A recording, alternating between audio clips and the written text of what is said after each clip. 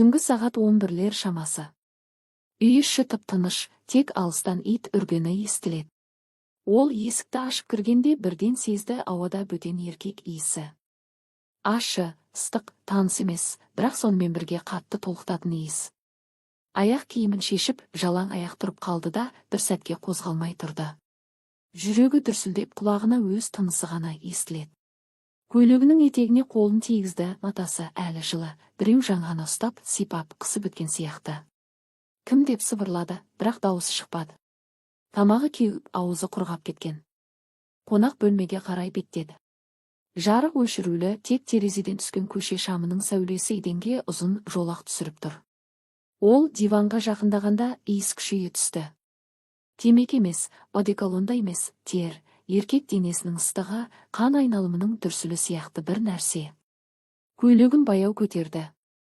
Саусақтары дірілдеп, матаны жамбасынан жоғары қарай сырғыта берді. Іш киімі әлі ылғал, бірақ ол ылғал енді өзінікі емес сияқты. Біреу келіп тиген, иіскеген, тіпті дәмін татқан сияқты.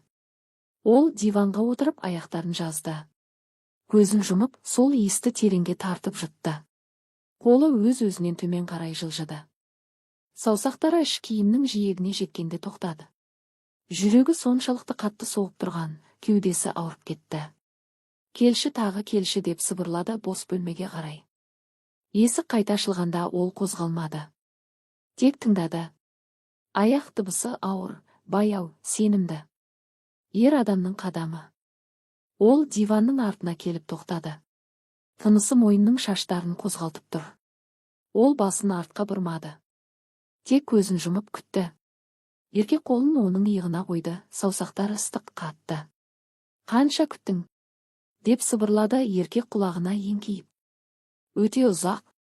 Ол енді тізе бүгіп оның алдына отырды, суық ауа тиген жерлері шымырлап кетті. Бірақ одан да ыстығырақ нәрсе жақындап келе жатқанын сезді еріннің тынысы. Қолдарымен диванның арқалығын қатты ұстады. Басын артқа тастап көзін жұмды. Ал енді тек сезім ғана қалды. Тоқтама, өтінемін. Және ол түн шынымен де өте ұзақ болғанда еді. Ол көзін ашқан сәтте бәрі түс болып шықты. Төсегіне жатып тер басқан денесі сезіп, қатты дірілдеп жылады. Тағы да түс екен деп. Жүрегі аттай тулап, аяқтарының арасы әлі ылғал, бірақ ол ылғал тек өз қиялының жемісі. Құдай-ау, тағы да сол түс. Деп сыбырлады да төсектен тұрып терезеге жақындады. Сырттағы көше шамдары әлі жанып тұр, таң атпаған. Күйеуі тастап кеткелі бері осындай түстер жиілеген, осының бәрін шынайы өмірде болғандай көріп жата берсем ғой, неге оянып кеттім деп күңкілдеген жас келін қоярға жер таппай қиналды. Түсінде еркек қолдарының тигенін, ыстық тынысын сезгенде оянғанда қатты қиналады. Денесі ауырып, жүрегі сыздап, көз алдына сол сәттер елестей береді. Неге мен осылай қиналамын деп ойлады. Әлгінде дәрігерге барғандағы сөздер есіне түсті. Әйел адам ұзақ уақыт қатынаста болмаса, денесі ауырып, психологиясы бұзылады. Гормондар теңгерімсіздігі, стресс. Рас па осы деп сұраған еді ол. Дәрігер күліп, рас, бірақ әркімде әр түрлі. Денеңіздің қажеттілігін елеңіз, ол сізді алдамайды деген. Сонда мен неге осындай түс көре беремін? Мен жынды болып кеткеннен саумын ба? Әлде жақында мені рахатқа бөлейтін ер адам кездеме екен? Жүрегім аттай тулап тұрма. Ол айнаға қарап өзін өзі сипады. Кеудесі ауырғандай, жамбасындағы қысым шыдамсыз. Әлгінде жас жігіттер сөз айтқанда неге қарсы болды мекен? Базардағы сол жігіт немесе жұмыстағы әріптес. Өкінішті-ау, мүмкіндікті жіберіппін ғой. Күндер өте берді, бірақ сол түстер тоқтамады. Бір күні кешке жұмыстан қайтып келе жатып, көрші еркекпен кездесіп қалды. Ол көрші, қарапайым жігіт, аты Ерлан, көрші подъезде тұратын, әйелімен ажырасқан, жалғыз тұратын. Кездесуі шынайы өмірден алынғандай қарапайым болды. Лифтте кезді. Ол қолындағы сөмкелерін түсіріп алған еді, ауыр жүктер.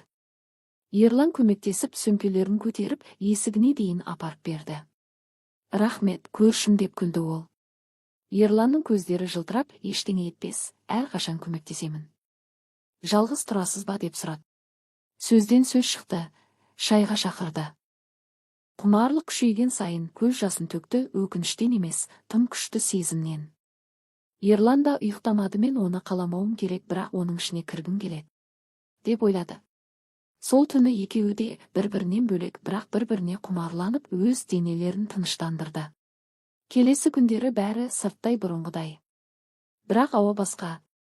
Айсәуле Ерланның қарауын сезет, ұзақ, ыстық денесін сипағандай. Ол қашуға тырысады, бірақ үй шағын, олар жиі бетпе-бет келеді. Бір күні су тасып жүргенде Ерлан оған жақындап, шелекті көтеруге көмектесті. Қолдары тиісті. Сол тиісуден Айсәуленің бүкіл денесі шымырлады. Ерланның саусақтары оның білегіне бір сәт қысылып тұрды, қатты, бірақ жұмсақ. Айсәуле демін ұстап көзін жұмды. Жіберші, деп ойлады, бірақ денесі жақындағысы келді. Кешке қарай жарық сөніп қалды. Үй қараңғы. Айсәуле шырақ жағуға тұрды. Ерлан артынан келді. Екеуі тым жақын. Оның кеудесі Айсәуленің арқасына тиеді, екеуі де қозғалмады. Тек демдері ауыр. Саусақтары матаның үстінен ылғалды сезді. Жеңге деп сыбырлады ол құлағына. Дауысы дірілдеп тұр. Айсәуле ештеңе айта алмады. Тек денесі жауап берді, жамбасын сәл артқа итеріп, оның қаттылығын сезінді. Сол сәтте екеуі де шекараны аңғарды. Одан әрі күнә, бірақ одан әрі тәтті сезім. Біреу көріп қойса, не болады деп ойлады Айсәуле. Олардың құпия кездесулері жалғасты. Әр түнде Айсәуле Рахымжанның жанында жатса да, ойы Ерланда, күндіз олар мүмкіндік табады, қорада, аулада. Бұл кездесулер оларды байлады, бірақ қорқыныш өсті. Ауылда сыбыр басталды, әйелдердің қарауы өзгерді, күмән пайда болды, Рахымжан тұйықталып кетті. Ол Айсәуленің өзгерісін байқады, оның көзі жылтырап тұр, денесі ыстық. Бір күні түнде ол Айсәуленің сыртқа шыққанын көрді. Артынан ерді, бірақ ештеңе көрмеді. Бірақ күдік өсті. Ауылдағы сыбыр оған жетті, жеңгесі мен қайнысы бірдеңе бар сияқты. Айсәуле қорықты, бірақ тоқтай алмады. Ерлан да, бұл біздің соңғы рет болуы мүмкін деп айтты, бірақ келесі күні тағы да кездесті. Ерлан есікті ашты. Рахымжан тұр, ол ештеңе айтпастан, киімдерін лақтырып Айсәулені кешірмейтінін айтты. Ерлан қашып кетті, бірақ Рахымжан артынан бармады. Таң атқанда ауыл шу болды. Айсәуленің опасыздығы барлық ауылды шулатты, әңгіме астына алды, ауылдың үкімі шықты. Ұятсыз екен. Енесі болса қайғыдан, ұяттан ауырып, көп ұзамай қайтыс болды. Үй бос қалды. Бұрынғы шулы үй енді қаңырап тұр. Ауылдағылар, сол үйге бармаңдар, қарғыс тиген дейді. Атанасы қызын алып кеткен соң ауылдан көшті. Әкесі сөйлемейтін болды, анасы көз жасын жасырып өмір сүрді. Олардың ұрпағы ешкім болмады. Қыздарының құмарлығына берілген бір сәттік әлсіздігі бүкіл әулеттің тағдырын күйретті. Нәпсіге бір сәт берілген екеудің қателігі тек екеуінің ғана емес, бүтіндей отбасын, әулетті, ауылды күйретеді. Бір түнгі құмарлықтың артында қалған отбасы жоқ әйел, қашып жүрген қайны, қайғыдан қайтқан ене, сөйлемейтін әке, көз жасымен өмір сүрген ана, бос қалған үй, ұрпақсыз әулет. Құмарлық тәтті болады, бірақ оның соңы аш екенін ұмытпау керек.